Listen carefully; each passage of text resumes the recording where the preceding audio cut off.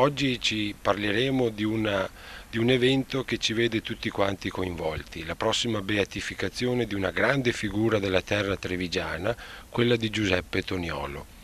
Giuseppe Toniolo è stato un grande esponente del movimento sociale cattolico che ha avuto le sue radici profonde proprio nella terra trevigiana. Un movimento che ha visto fino all'inizio del Novecento, del secolo scorso ormai, un protagonista nelle lotte di riscatto soprattutto delle persone e delle famiglie più sfruttate. La sua opera, il suo impegno di promozione dei lavoratori, soprattutto dei lavoratori della terra, oggi è stata unanimemente riconosciuta. Egli è stato anche un grande economista, ha riflettuto sulla natura delle nostre pratiche economiche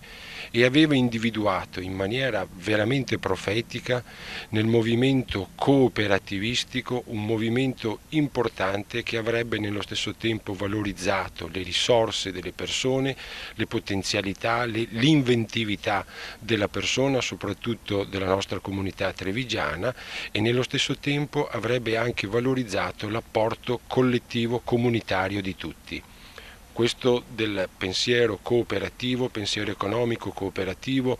oggi viene rilanciato da più parti anche in questa situazione di crisi in cui noi ci troviamo. Giuseppe Toniolo poi è stato una grande figura anche nel pensiero politico in senso grande, si direbbe oggi della politica con la P maiuscola, quando lui ha visto nella democrazia quell'unico sistema, quell'unico regime capace di valorizzare la giustizia distributiva, ovvero di costruire un equilibrio fra chi ha di più